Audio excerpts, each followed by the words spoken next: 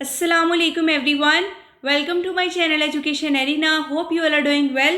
Today the topic which I am going to discuss in front of you people is a poem named as Thrushes by Ted Hughes. This is included in a subject 20th century British literature, poetry and drama. Course code English 401 which is a part of BS English 7th semester. But आज का lecture start करने से पहले अगर आप लोगों ने अभी तक मेरा चैनल सब्सक्राइब नहीं किया so please do like share and subscribe my channel and press the bell icon for the latest updates. So let's start it.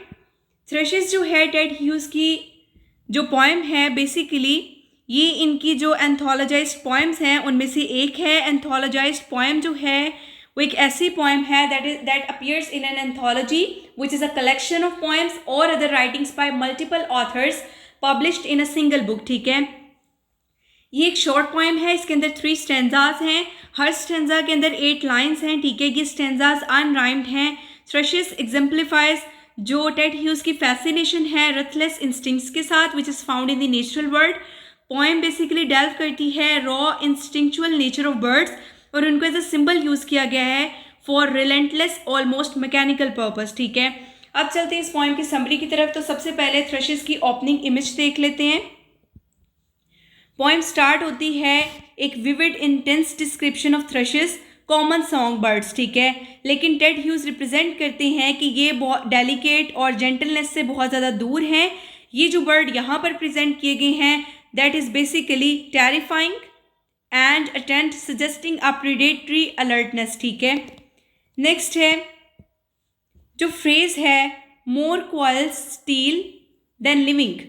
ये जो फ्रेज है ये पेंट करती है कि जो बर्ड है वो टेंशन और पार की क्रिएचर हैं as though they are wound up springs ready to release an explosive force. ठीक है, इनकी जो फिजिकलिटी जो है वो हाईलाइट की गई है by a poised dark deadly eye and delicate legs. ठीक है, यानी कि स्याह मोहलिक आंख. ठीक है, और नाजुक जो है वो टांगे. इस चीज़ से इनको जो है वो प्रेजेंट किया गया है. ये दोनों एम्फसाइज कर रही हैं इनकी एलिगेंस और इनकी लीथल कैपेबिलिटी को. ठीक है, ये जो थ्रशेस हैं these basically are the creatures of action which are driven by an instinct जो रैशनल थॉट के बियॉन्ड होती है. ठीक है, unstoppable impulse to hunt. Next है एफिशिएंसी ऑफ पर्पस.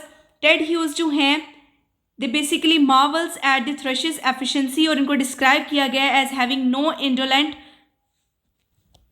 प्रोक्रेस्टिनेशंस. ठीक है, अब इसका मीनिंग देख लेते हैं. प्रोक्रेस्टिनेशंस का मीन्स ताख़ीर, देर. ठीक है, देर लगाना किसी काम में. तो कहते हैं कि ये जो थ्रशेस हैं ये जो सॉन्ग बर्ड्स हैं जो यहाँ पर बहुत ज़्यादा जो हैं वो टेरिफाइंग करके दिखाए गए हैं. They have no indolent procrastinations. ठीक है, इनमें कोई हेजिटेशन, डाउट या डिस्ट्रैक्शंस नहीं होती जो इंसानों के अंदर होती है. Their movement are precise. ठीक है, shown by phrases like bounce and step and ravening second.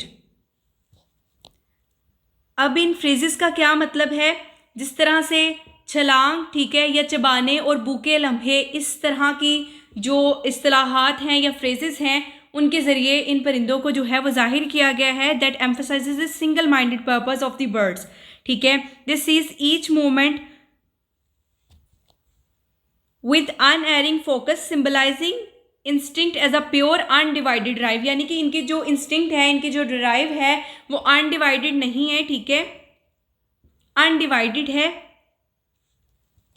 यानी कि it is not divided into hesitation, doubt or distractions which are basically common in human beings. Next है questioning the source of this purpose. Ted Hughes जो हैं then ponders what give the thrushes this automatic purpose. ठीक है, is it their single mind size skulls और smaller brain that allows for more simple more focused existence. तो वो कहते हैं कि थ्रशेस को बेसिकली ये ऑटोमेटिक प्रोसेस किसने दिया है? क्या ये इनका सिंगल माइंड साइज्ड स्कल है जो स्मॉलर ब्रेन है, ठीक है, जो ज़्यादा सिंपलर और ज़्यादा फोकस्ड एग्जिस्टेंस के लिए अलाउ करते हैं, और is it a well train body a form of genius tailored for survival. ठीक है, वो कंपेयर करते हैं ये जो सिंगल माइंडेड फोकस है to Mozart's musical genius a shark's primal drive. ठीक है, उसके साथ Mozart like the thrushes seem to have instinctual ease, ठीक है, इसकी तरह उसकी भी एक इंस्टिंक्चुअल ईज होती है और एक ऑलमोस्ट ऑटोमेटिक जीनियस है that bypass the typical human struggle with distraction, ठीक है। जो शार्क है वो एक डार्कर मेटाफर है with a mouth that hunts down the blood smell even to a leak of its own, ठीक है, side and devouring of itself. इसका मतलब ये है कि शार्क जो है उसको एज अ डार्कर मेटाफर के तौर पर यूज़ किया गया है, ठीक है, जिसके जो मुंह का खून होता है अगर उसको उसकी अपनी उस खून की स्मेल जो है वो आ जाए तो वो खुद को ही खा जाता है। It basically symbolises a ruthless hunger that may destroy even its own being, यानी कि इस तरह की एक बुक है जो अपने आप को भी तबाह कर दे। ये जो डिस्क्रिप्शन है ये इंटेंसिफाई करती है इंस्टिंक्ट की नोशन को कि वो प्योर है और ब्रूटल है and this is capable of self destruction, कि उसकी जो इंस्टिंक्ट है वो इस कदर ज़्यादा है, उसको शार्क के साथ कंपेयर किया गया है कि वो अपने आप का भी नुकसान इसी के अंदर कर ले।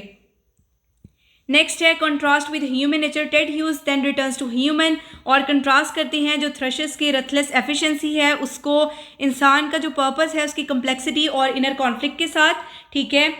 अब जो अनलाइक द थ्रशेस, ह्यूमंस जो हैं they are prone to heroism and take pride in complex projects which often worship itself a reflection of human ego. वो डिस्क्राइब करते हैं एक person labouring over a tiny ivory ornament for years, suggesting that human efforts is slow, complicated and effective और often entangled with a sense of identity and self। वो कहते हैं इंसान की जो कोशिशें हैं वो स्लो होती हैं, कॉम्प्लिकेटेड होती हैं, रिफ्लेक्टिव होती हैं और एक सेंस ऑफ आइडेंटिटी और सेल्फ के साथ इंटेंगल्ड है। ये प्रोसेस जो है that is for move from intellectual efficiency of thrushes, और जो थ्रशेस की इंटेलेक्चुअल एफिशिएंसी है ये प्रोसेस उसके अंदर नहीं होता।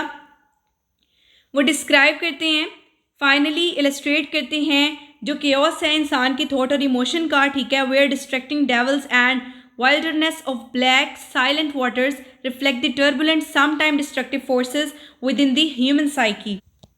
आखिर में क्या है, टेड ह्यूज जो हैं वो इंसानी सोच और जज्बात का इंतशार बयान करते हैं, जैसे कि तवज्जो हटाने वाले जो देव होते हैं, ठीक है, और जो स्याह खामोश पानियों का जंगल है, इंसानी नफ्सियात में मौजूद तूफ़ानी और कभी कभार खुद को तबाह करने वाली क़ुव्वतों की अक्कासी करते हैं, ठीक है। इंसान जो हैं वो थ्रशर्स की तरह जो अंदरूनी गज़बनाक आग की जगहों में मौजूद हैं, ठीक है, and they battle the distractions and doubt that can thought process purpose. Next चलते हैं इसके थीम्स की तरफ। सो फर्स्ट थीम है instinct and precision in nature. जो पोइम है वो एक्सप्लोर करती है the thrust single minded focus and efficiency, और हाईलाइट किया जा रहा है जो एनिमल की इंस्टिंक्ट है वो प्योर है, डायरेक्ट है एंड अनइनकम्बर्ड बाय थॉट, ठीक है। अनइनकम्बर्ड का मतलब क्या होता है, यानी कि मुज़ाहमत से आज़ाद, ठीक है। नेक्स्ट है वायलेंस एंड प्रीडेटरी नेचर। जो थ्रशेस हैं they are basically depicted with brutal intensity, और ये सिम्बलाइज कर रहे हैं the raw violent energy which is present in the natural world, ठीक है। Contrast between humans and animals, Ted Hughes contrast करते हैं थ्रशेस की इंस्टिंक्चुअल पर्पस को विद द ह्यूमन इंडिसीजन, और क्वेश्चन करते हैं कि ह्यूमंस जो हैं कि क्या ये कभी इस तरह की क्लैरिटी और पर्पस को अचीव कर सकते हैं जिस तरह के थ्रशेस का होता है, उनको कोई डाउट नहीं होता, कोई उनको थ्रेट नहीं होता, ठीक है, कोई हेजिटेशन नहीं होती। The nature of work and effort, thrushes जो हैं उनकी अनथिंकिंग एफिशिएंसी प्रॉम्प्ट करती है reflection on human effort, discipline and tendency toward distraction.